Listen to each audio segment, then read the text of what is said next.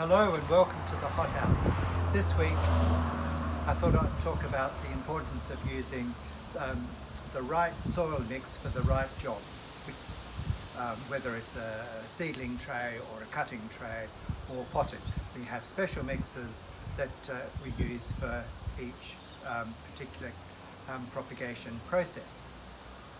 Last week when I was here I came across 4 trays of acacias. Paniculata was one and Ripicolia I think was the other. Certainly what was somewhat shocking was that we had about 20 out of the 200 plants that were still hanging in there. I don't think they were flourishing. They're in the process of dying as well, which is a pretty big loss rate, poor survival rate. It might have simply been that acacias don't like being transplanted and they are inclined to die. However, later on in the day, when emptying out some forestry tubes, many of those were the ones that came from the acacias and others, unfortunately, so I can't be certain which forestry tubes were which, but nevertheless I was emptying the soil into the bins. There was an awful lot of vermiculite in the potting mix. There was also what appeared to be an excessive amount of fertiliser. Both of those would create issues with any plants. We don't use those excessive fertilisers, and we certainly don't use vermiculite when we're putting plants into forestry tubes. So to help with this, I've made a sign. It has the recipes for cuttings, sowing seeds, standard potting soil for the forestry tubes, and also the special mix that we use for spinifex in forestry tubes, as well as a description for perlite and for vermiculite. I find it's easy for me to get those two confused, and I can never remember which does which.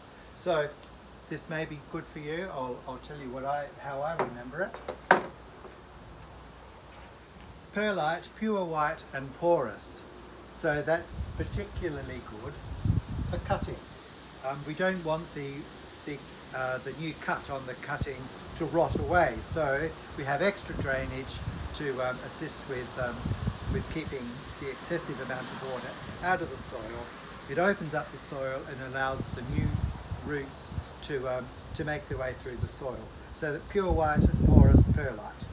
The other, vermiculite is very, very seedy, so we use it for seedlings. So it's a browner mix, visually very different, and this one is good for holding water. Now that benefits seedlings because we want the seeds, growing seedlings, we want the seeds to stay moist until they germinate.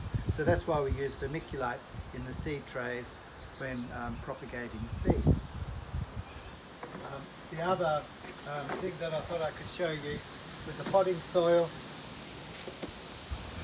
this is the yellow cup that we use.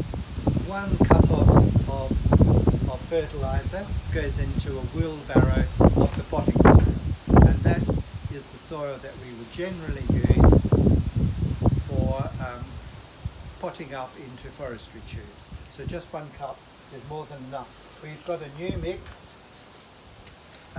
It's not the yellow one that we have had in the past, but it's the same deal. It's a slow release, and it's just the 1 cup for the potting soil. It is important to keep in mind when using either the perlite or the vermiculite to spray the bag with a little bit of water to keep the dust out. There are certainly masks available if you're concerned about inhaling the perlite.